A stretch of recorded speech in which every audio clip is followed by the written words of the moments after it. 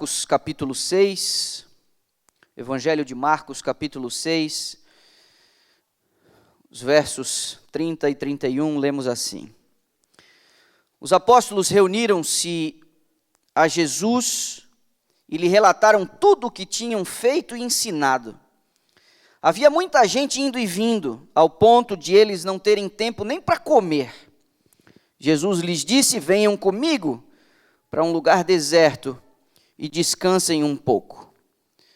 Esses versos estão dentro de um contexto muito interessante. Jesus havia enviado os 12 numa missão especial, e depois de algum tempo de trabalho, sem a presença e a companhia do mestre, eles voltaram trazendo um relatório do que tinham feito, do que tinham visto, do que tinham presenciado, do que tinham experimentado. Contaram inclusive para ele alguns dos seus dissabores, algumas falhas que cometeram, algumas frustrações, algumas coisas não tão muito boas de você viver e experimentar. Tudo isto, com o coração aberto, eles trouxeram a Jesus. E depois de um período de intenso labor, Jesus achou por bem conduzir os seus discípulos a um momento de sossego ao redor dele. Nas palavras da serva do Senhor, estes momentos deveriam servir para comungar com Cristo, com a natureza e com o próprio coração. Quando eu vejo as duas expressões, as duas primeiras, comungar com Cristo e com a natureza, eu acho isso muito frequente, muito comum. Mas a serva do Senhor diz que eles também precisaram comungar com o próprio coração. É como se ela estivesse dizendo que eles precisavam ficar um pouco sozinhos com os pensamentos deles. As emoções são a porta de entrada para a alma. E sabe uma coisa que expõe isso? Algumas emoções de sua alma? O silêncio. A quietude nos permite crescer, mais conscientes da atividade de nossa alma, como o Espírito Santo vive e como que ele trabalha em nós. Eu quero dizer para você, nós não estamos aqui defendendo a ideia do mantra, nós não estamos aqui falando de esvaziar a mente, nós não estamos aqui falando da busca de um êxtase, nós não estamos falando de qualquer coisa semelhante à meditação transcendental, muito longe disso. Nós estamos, nesta manhã, nos propondo a falar sobre um exercício concentrado de fé sobre a palavra de Deus. Thomas Hooker disse que aquele que ama a palavra de Deus medita sobre ela regularmente. Por isso, quando nós vemos o salmista no Salmo 119, verso 97, dizendo: quanto amo a tua lei, ela é a minha meditação todo dia. A própria serva do Senhor, ao descrever a infância e juventude de Jesus, utiliza esse verso aqui, muitas vezes confrontado por colegas, os próprios irmãos, os vizinhos, o pessoal do bairro, porque ele não fazia o que todo mundo fazia, ele costumava responder: guardei a tua lei no meu coração para não pecar contra ti. Eu amo a tua lei, é a minha meditação durante todo o dia.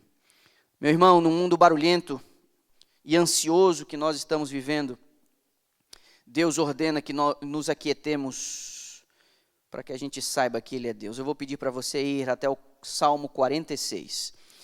A primeira parte, a primeira frase, ainda que eu possa citar, eu gostaria que você olhasse aí com seus próprios olhos. O Salmo é o 46, aquele mesmo Salmo que começa dizendo que Deus é o nosso refúgio e a nossa fortaleza. No verso 10, olha o que Davi ele nos traz, ou melhor, não é Davi, são os filhos de Corá. O verso 10 diz: aquietai-vos e sabei que eu sou, que diz a tua versão? Deus. Deus está neste mundo barulhento nos chamando a um momento de quietude, um momento de sossego. E parece que está cada vez mais difícil a gente experimentar o silêncio, mas nunca foi tão necessário quanto agora. As Escrituras ensinam que nossa alma deve permanecer em silêncio, e a gente deveria aprender a esperar em Deus. Avance algumas páginas até o Salmo 62. Repare, esse sim, se minha memória não me trai, esse é um Salmo de Davi. Eu queria chamar a sua atenção a dois versos. Há aqui duas ideias que praticamente se repetem e se complementam. Salmo 62, o verso 1 diz: somente em Deus, ó minha alma, espera silenciosa. E Davi completa: dele vem a minha salvação. Aí no verso 5, ele usa a mesma fórmula: somente em Deus, ó minha alma, espera silenciosa, porque dele vem a minha esperança. Aqui você vê Davi dizendo: eu preciso estar em silêncio diante de Deus, porque dele vem a minha salvação. E ele diz: eu preciso estar em silêncio diante de Deus, porque dele vem a minha esperança. Mas é interessante porque salvação e esperança é o que nós queremos, é o que nós almejamos, é o que nós desejamos. Salvação e esperança. Mas aqui Davi associa o entendimento dessas duas coisas tão necessárias ao silêncio diante de Deus. Silêncio. Essa foi uma experiência vivida também pelo nosso Salvador. Repare, Marcos, volte lá ao Evangelho, no capítulo 1, Marcos e Lucas usam uma expressão muito, muito interessante, acham por bem registrar isso. Marcos capítulo 1, verso 35, provavelmente um texto que você já tenha se esbarrado por aí. Evangelho de Marcos, capítulo 1, verso 35, diz: tendo-se levantado alta madrugada, saiu, foi para um lugar deserto e ali orava. Olha o registro de um hábito nutrido pelo Salvador. Repare agora na linguagem, na perspectiva de Lucas, o capítulo 5 e o verso 16, Lucas 5, 16. Ele, porém, se retirava para lugares solitários e orava. Numa vida toda dedicada ao bem dos outros, o Salvador também achou necessário afastar-se dos lugares movimentados e da multidão que o acompanhava dia a dia. Agora, meu irmão, olhe para mim. Você acha realmente que se o próprio Jesus, envolvido em coisas tão importantes, achou necessário se retirar constantemente dos ajuntamentos, do barulho, do movimento, para comungar com o Pai? Imagina nós, com todas as nossas fraquezas e limitações. Nas palavras de Ellen White, em comunhão com Deus, Jesus podia aliviar as dores que o esmagavam. Sim, ele vivia sob uma constante sombra que atentava contra a sua alma santa, porque à sua volta tanta maldade, pecado, ingratidão, indiferença, aquilo esmagava a sua alma. Era nesses momentos de quietude com o Pai que ele conseguia encontrar sustento para realizar o seu trabalho. Essa foi a experiência de um outro personagem importantíssimo na história da igreja cristã. Vá até o livro de Atos, capítulo 9, porque aqui nós temos o relato primário da conversão de um camarada chamado Saulo. E eu não queria hoje aqui enfatizar a queda do cavalo ou qualquer coisa do tipo, mas uma expressãozinha que está perdida no meio deste relato de sua conversão, que vai nos ajudar a construir o raciocínio dessa manhã. Capítulo 9 de Atos, o verso também é o 9, e diz assim: esteve 3 dias sem ver, durante os quais nada comeu e nem bebeu. Este verso está no miolo entre a queda do cavalo e a visita de Ananias, o que nos leva a entender que por 72 horas ele esteve sozinho, sem contato algum com o mundo exterior. Os rumores da sua chegada trouxeram medo à igreja e ninguém teve coragem de ir lá visitar ou conferir a chegada desse camarada, porque a sua fama o precedia. E quando ele entra e chega na região, as pessoas aguardavam um perseguidor, e daqui a pouco você tem um camarada limitado, trancado numa casa, sem comer ou beber absolutamente nada por 3 dias, sem receber uma única visita. É interessante, porque durante as longas horas em que Saulo estivera fechado a sós com Deus, ele relembrou muitos textos das Escrituras. Ellen White diz que esses dias de íntima agonia tiveram para ele a duração de anos. Porque quando você está em silêncio, sem distrações, você perde completamente a noção do tempo e do espaço. Ao refletir no significado das profecias, recapitulando aquilo que já estava em sua mente por estudos prévios, porque ele não tinha os rolos em suas mãos, ele não fez nenhuma consulta, lembra você que ele estava cego, sem se preocupar inclusive com o comer e o beber, ele ficou sozinho com seus pensamentos, para que pudesse enxergar Deus teve que cegá-lo. Para que Deus pudesse falar com ele, ele precisou calar o apóstolo. 72 horas que viraram o seu mundo de cabeça para baixo. Os mais secretos pensamentos e emoções do seu coração, diz a serva do Senhor, foram transformados pela divina graça. Olha o poder do silêncio, o poder da solitude, o poder de você estar em silêncio diante de Deus. E as suas nobres faculdades foram postas em harmonia com os eternos propósitos de Deus. Brian Croft, um pastor que exerce seu ministério aqui nos Estados Unidos, ele falou das razões para a solitude e como ele mesmo evitou boa parte do tempo do seu ministério, evitou ficar sozinho. Ele se denomina um extrovertido, acostumado muito a falar e a ministrar às pessoas, em algum momento percebendo a estafa, o estresse, e às vezes até mesmo a tristeza de sua alma, ao lidar com a sua igreja e com as suas ovelhas, orientado por um pastor mais experiente, a quem ele chamou de mentor. Este camarada identificou que o pastor precisava de passar algum tempo sozinho. E ele escreveu algo sobre isso.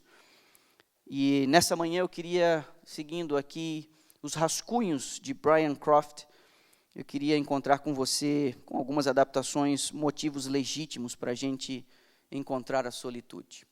Marquinhos, se você puder colocar, existe uma primeira razão para que nós busquemos um momento de silêncio e de quietude. E a primeira razão é que o silêncio expõe a alma.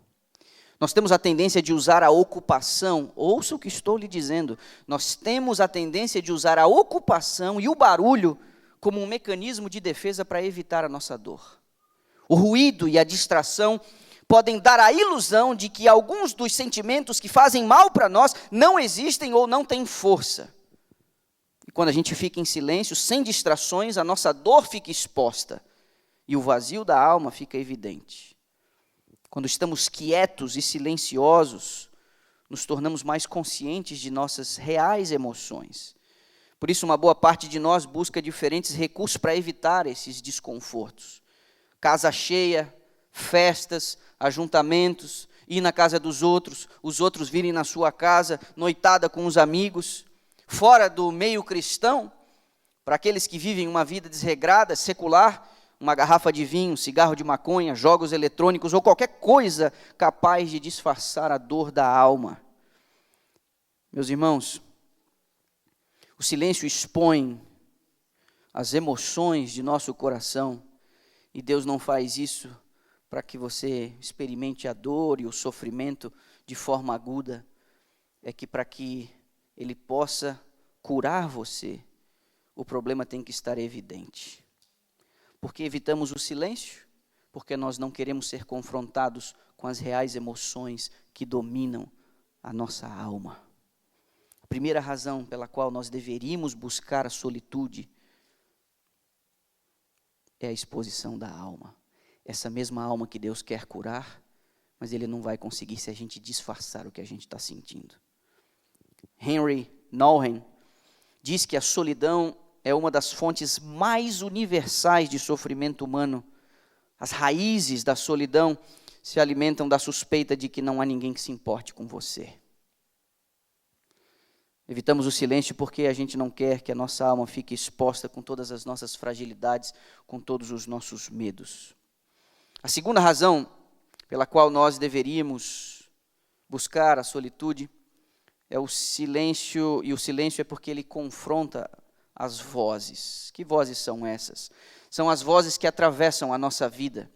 São algumas mensagens que o inimigo das almas ama sussurrar nos nossos ouvidos, mensagens interpretativas, inclusive de pessoas à nossa volta que estão presentes em nossa vida.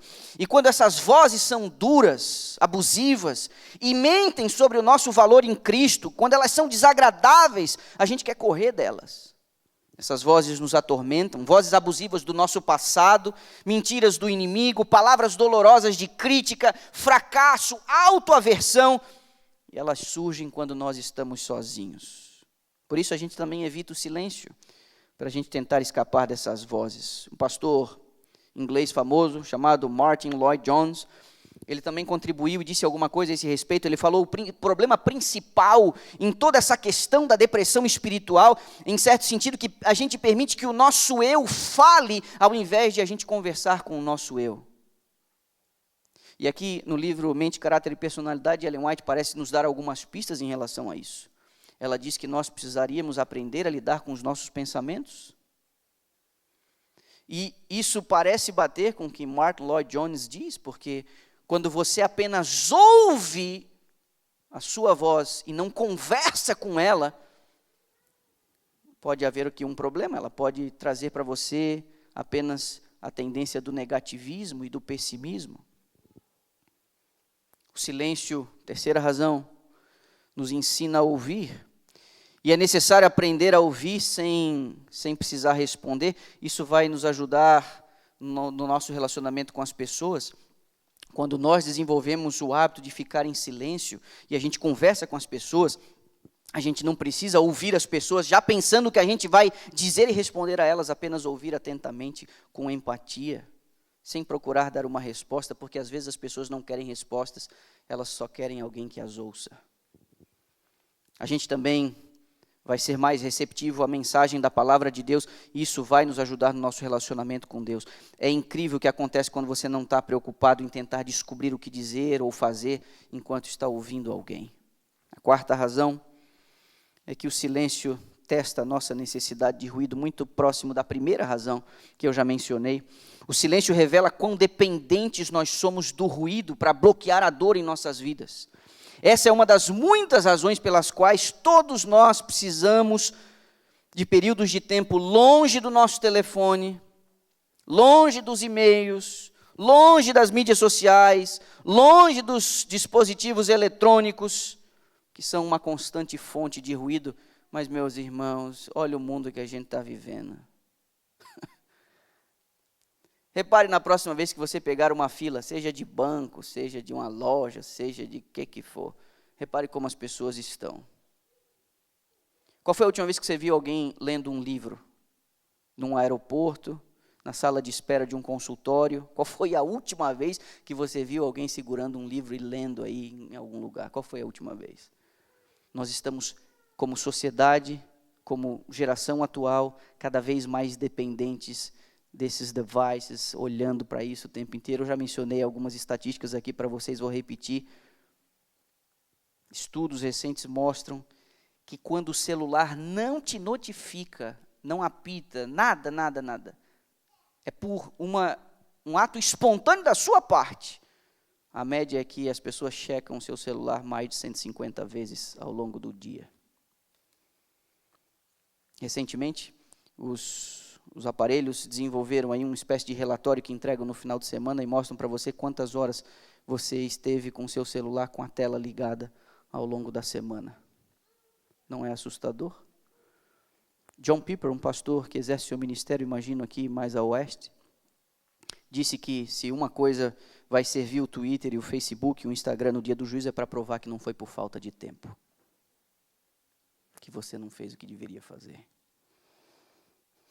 O silêncio nos desafia a enfrentar a nossa dor e permitir que o Evangelho penetre profundamente em nossas almas, onde a gente encontra a cura. O problema é que a gente não consegue mais se desligar, desconectar. Algumas pessoas têm tentado fazer algumas coisas. Festas de casamento que dizem, desligue o seu celular, nós vamos disponibilizar as fotos depois. Mas não, os casamentos hoje em dia, na realidade, é quando os noivos começam a entrar ali, ninguém consegue enxergar mais nada, a não ser um monte de braço erguido com o celular, tentando a melhor pose, a melhor tomada, a melhor live, a melhor... Ninguém consegue mais curtir as paisagens. As pessoas, elas saem de viagens com suas famílias, mas o mais interessante é que os outros saibam onde você esteve do que de fato você curtir e parar e assimilar e olhar. Não. O registro na tela do celular parece ser mais importante do que o registro na própria memória. Esse é o mundo que nós estamos vivendo hoje. Não parece estranho? A gente não consegue mais desconectar. Pessoas têm muitas dificuldades de, num momento de devoção, tentar orar e ler a Bíblia, e quase que num impulso, você acorda, a primeira coisa que você checa é o que tem no seu celular, você vai dormir ainda e leva o celular e coloca debaixo do travesseiro. Onde isso vai parar? Eu queria levar você a uma outra experiência. A gente viu a pista de como Jesus passava tempo a sós, sozinho com Deus. Vimos como isso foi importante na experiência de Paulo no início, no dia de sua conversão, nas horas seguintes de sua conversão. Mas há alguém que pode também nos ajudar aqui. Um outro episódio registrado no primeiro livro de Reis, capítulo 19. O remanescente, em algum momento, ele é chamado também de Elias. Essa figura representativa do antigo Israel tornou-se um símbolo da voz do anúncio do Messias, na primeira e na segunda vinda do Messias. João Batista, a ele se refere que veio no espírito de Elias. E a igreja remanescente, que dará o último anúncio antes da volta de Jesus, também é chamado de Elias. E se o remanescente tem a sua identidade associada ao antigo profeta, eu queria chamar a sua atenção a algo específico, num momento dramático da vida dele, que pode também servir de estímulo para mim e para você. 1 Reis 19, o verso 4, lemos assim: ele mesmo, porém, se foi ao deserto, caminho de um dia, e veio e se assentou debaixo de um zimbro, e pediu para si a morte, e disse: basta, toma agora, ó Senhor, a minha alma, pois não sou melhor do que os meus pais. Avance até o verso 11, disse-lhe Deus: sai e põe-te neste monte perante o Senhor. Eis que passava o Senhor, e um grande e forte vento fendia os montes e despedaçava as penhas diante do Senhor, porém o Senhor não estava no vento. Depois do vento um terremoto, mas o Senhor não estava no terremoto. Depois do terremoto um fogo, mas o Senhor não estava no fogo. E depois do fogo, uma brisa tranquila e suave. Ouvindo-o, Elias envolveu o rosto no seu manto e, saindo, pôs-se à entrada da caverna. Eis que lhe veio uma voz e lhe disse: que fazes aqui, Elias? Elias estava abatido, frustrado, sua alma havia emergido numa depressão horrorosa. Ironicamente, nessas horas terríveis, Deus busca se revelar às pessoas de maneira muito particular. Nas manifestações extraordinárias da natureza, Deus não foi percebido. Aqui existe uma didática, meu irmão, eu não queria que você perdesse o raciocínio. Elias correu da raia, fugiu da rainha furiosa. Elias temeu que o episódio no Carmelo não tivesse sido suficiente para despertar um reavivamento na nação, e quando ele percebeu que mesmo Acabe, tendo visto a manifestação poderosa de Deus, do grande Jeová, humilhando aqueles trouxas que iam atrás de Baal, mesmo diante disso, Acabe parece não ter mudado de atitude. Isso trouxe uma tristeza profunda em Elias. Ele falou: eu não quero mais viver. E ele pediu para si a morte, fugiu e falou: agora não resta mais nada. E aí Deus entendeu que precisava se revelar a ele. Mas entenda, Deus, ao decidir revelar-se ao profeta, olha a didática: vá até ali porque eu vou aparecer para você. E quando é Deus quem toma a iniciativa, eu vou aparecer para você. E a primeira manifestação foi: o chão tremeu, um vento impetuoso soprou, e o relato diz: Deus não estava nisso. Aí depois o fogo, e a Bíblia diz: Deus não estava nisso. Não foram nas grandes manifestações, não foram nas coisas mais ostentosas, não foram nas coisas mais poderosas. A Bíblia diz que Deus não estava nisso, mas daqui a pouco sopra o quê? Uma brisa suave, na calmaria. E aí, a Bíblia diz que Elias tomou consciência da presença do divino, e ele cobriu o seu rosto em reverência, e ele se prostrou. E aí, ele toma consciência da presença divina, ele demonstra reverência, e aí Deus fala: o que você está fazendo aqui? Meu irmão, se o remanescente vai passar por experiências semelhantes à do profeta Elias, segundo a profecia, antes que venha o grande e terrível dia do Senhor, me permita sugerir a você que essa também pode ser uma experiência que a igreja deva experimentar. E qual é? Perceber a presença de Deus no silêncio e na calmaria. Eu queria convidar você a esse ano de 2021 a você desconectar. Eu e você precisamos aprender a estar diante do Senhor em silêncio, para que Ele possa se revelar a nós de maneira muito especial. E eu queria dar 3 sugestões a você. 3 sugestões. A primeira delas é que você experimente um breve período diário de silêncio. Todos os dias. Não é muito complicado. 5 a 10 minutinhos. 5 a 10 minutinhos em que você vai colocar seu telefone no modo avião. Eu não vou dizer para você tirar o telefone do gancho, porque isso a gente não usa mais. Mas ir para um cômodo a sós na sua casa. Quem sabe no quintal de trás, quem sabe num parque próximo à sua casa.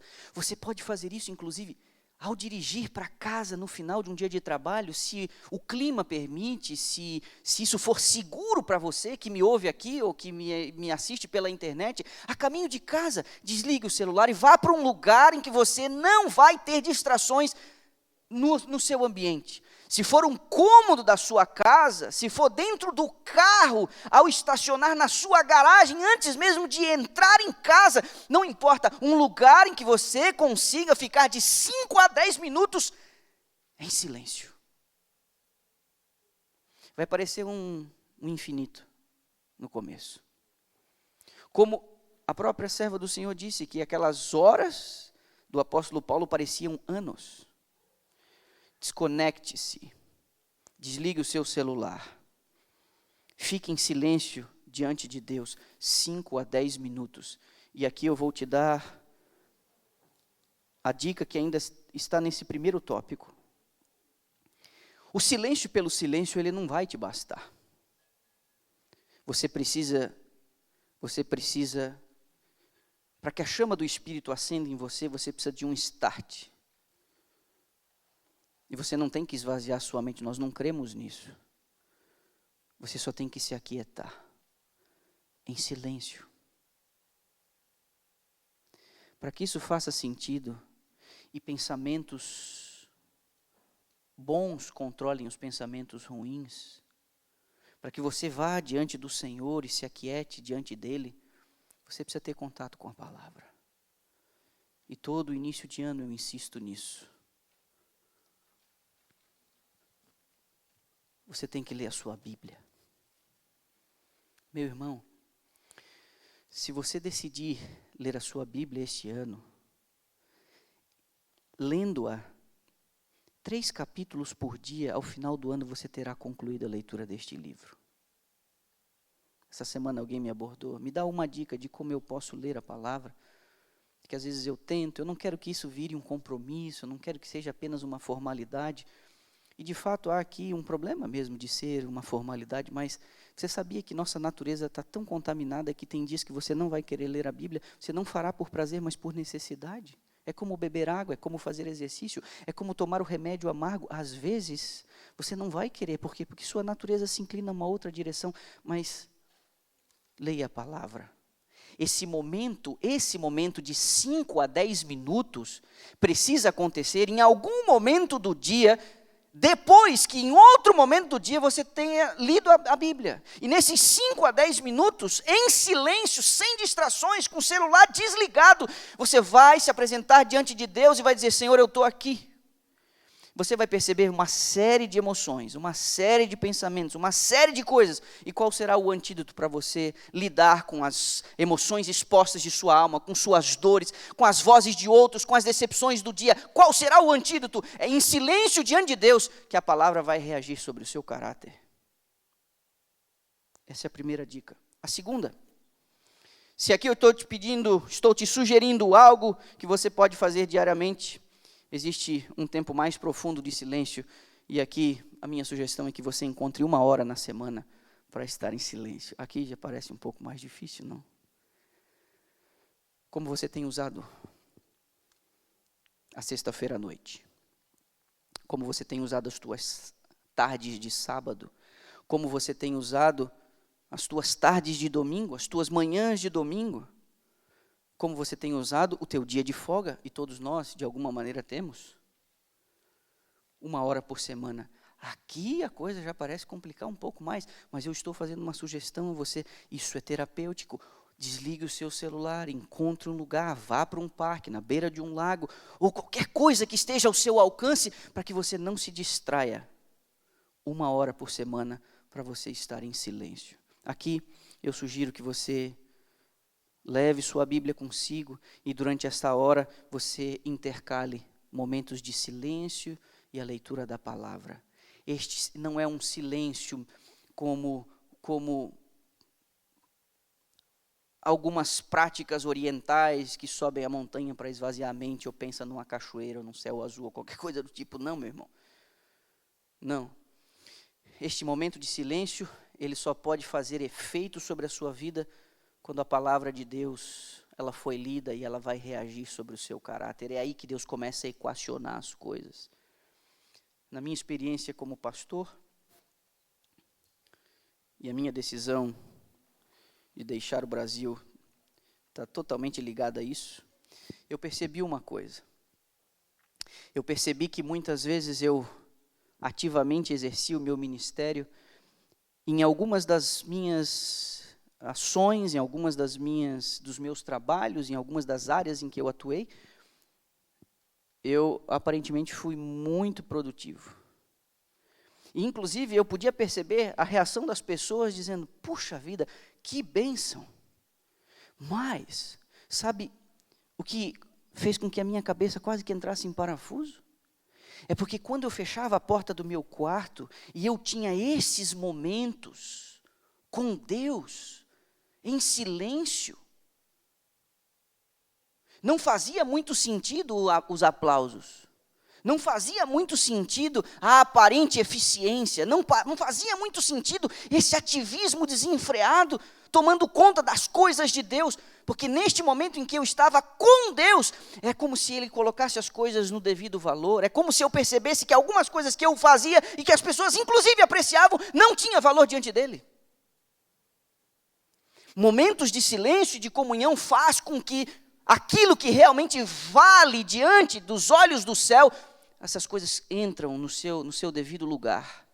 Aqui você percebe que o seu valor não se define a partir da apreciação das pessoas. Você passa, inclusive, a fazer as coisas corretas e certas, independente da reação das pessoas ou da apreciação delas. Você depende menos das pessoas dizerem para você que você, uau, você está arrebentando. Sabe por quê? Porque diante de Deus o seu valor, ele é afirmado, e o seu valor não é afirmado por aquilo que você faz, e o seu valor não é afirmado por aquilo que você representa, por aquilo que você tem, pelos títulos que você possui.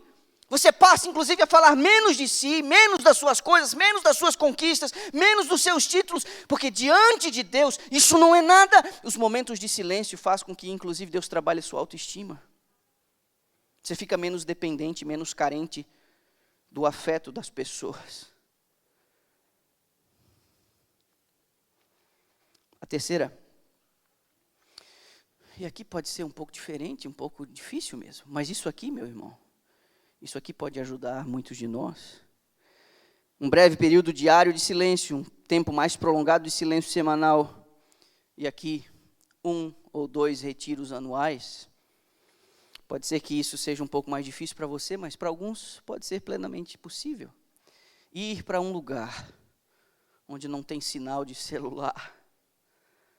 Você pode fazer isso, às vezes, indo bem cedinho pela manhã para algum lugar distante, pega o seu carro, um sítio, aqueles que têm um pouco mais de condições, aluga um Airbnb em algum lugar por aí, vai para um hotel em algum lugar por aí, fica da manhã até a noite, ou quem sabe de um dia para o outro, 1 ou 2 vezes por ano, para você se recompor e equacionar as suas emoções.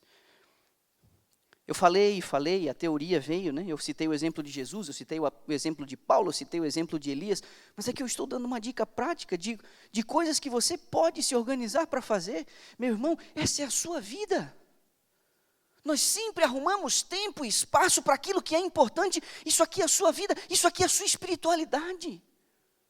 Especialistas das disciplinas espirituais dizem que a solitude, o silêncio é uma prática, uma disciplina espiritual extremamente necessária. Nós vivemos sob tensão constante, pressão de dentro, pressão de fora, pressão do ambiente. Você precisa estar diante de Deus. Você lembra quando eles marcharam para fora do Egito na noite da 10ª praga?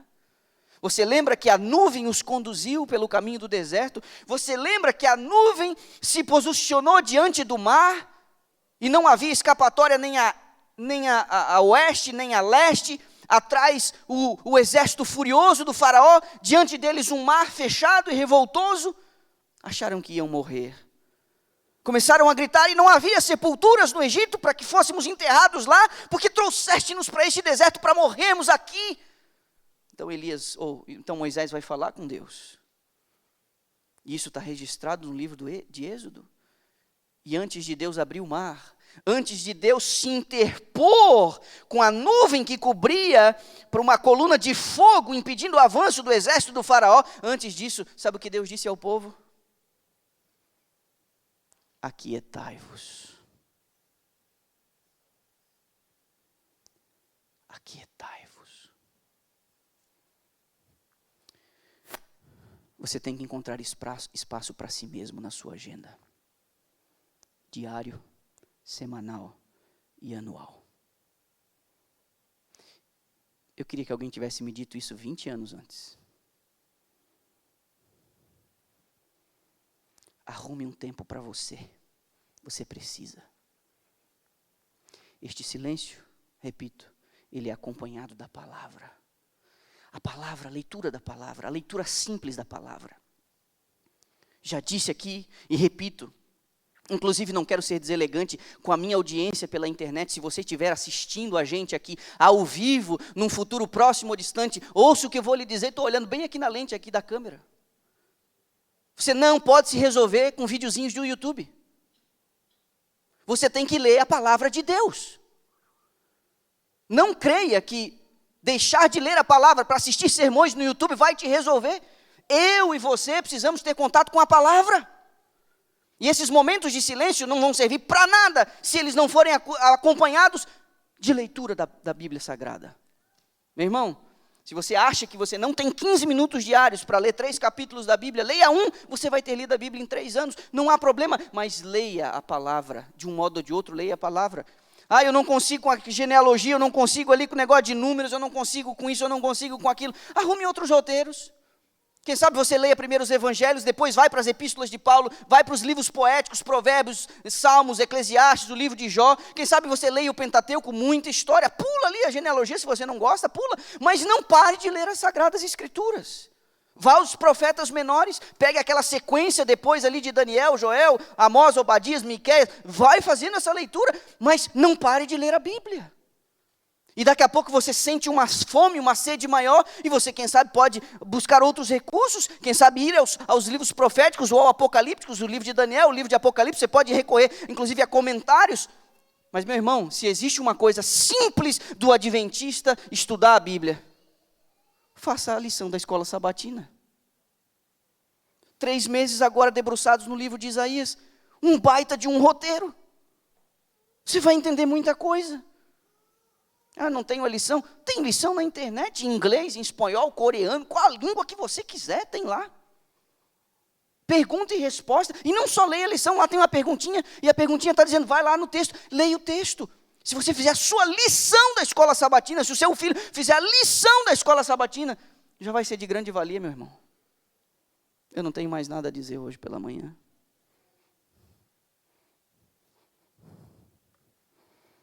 Quando todas as outras vozes silenciam, diz a serva do Senhor, e em sossego a gente espera diante dele, o silêncio da alma torna mais distinta a voz de Deus.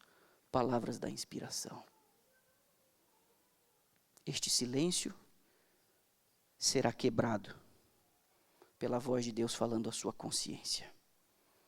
Você não vai precisar mais do pastor ficar dizendo aqui para você no sábado algumas coisas. Você não vai precisar mais ligar para um ancião experiente para pedir conselho para algumas coisas. Sabe por quê? Porque Deus pode falar diretamente com você. Se tem um negócio democrático, é que Deus fala com todas as pessoas. Isso não é mérito de uma meia dúzia, isso não é dom de uma meia dúzia de gente. Deus fala com todas as pessoas. E Deus quer falar diretamente com você, na sua consciência. Dê espaço para Ele fazer isso. Fique em silêncio diante dEle. Leia a palavra todos os dias. E você vai experimentar uma religião, quem sabe, que nunca tem experimentado em toda a sua vida. Vai ficar cada vez menos estranho quando você ouvir alguém dizer, Deus falou comigo. Isso é muito estranho. E se você estranha quando alguém diz isso, sabe por quê? É porque você não experimentou isso ainda. E você pode experimentar isso. Aquietai-vos e sabei que eu sou Deus. Que Deus nos abençoe. Feche seus olhos, por favor. Deus e Pai. Existe muito barulho, existe muito ruído, existe muita concorrência. Mas nós queremos ouvir a Tua voz. Precisamos experimentar a quietude, a solitude. Dicas simples foram dadas aqui hoje pela manhã. Nós estamos tentando seguir os passos do próprio Jesus, que encontrava tempo diário para comungar com o Pai. Grandes homens do passado que sofreram grandes pressões, que tiveram grandes tarefas para realizar. Eles também se utilizaram dessa prática. Iam a lugares desertos, separados, distantes, e ali o Senhor se revelava a eles.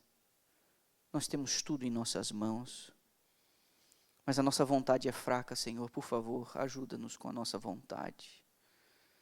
Nos dá a disciplina necessária para Te buscarmos todos os dias. Senhor, desperta em nós uma fome, uma sede de Tua justiça, que a gente não consiga sossego, a não ser quando a gente parar diante do Senhor em silêncio. E ali o Senhor vai saciar a nossa alma, e nós vamos encontrar a paz que nós tanto necessitamos. Ouve a nossa oração, Senhor. Abençoa essa igreja. Abençoa essa gente, esse povo, os que estão aqui e os que nos ouvem pela internet. Que este ano o Senhor restaure a nossa vida por completo. Que o Senhor faça resplandecer o seu rosto sobre nós. E que o Senhor nos dê a sua paz. Essa é a oração que nós fazemos. Em nome de Jesus.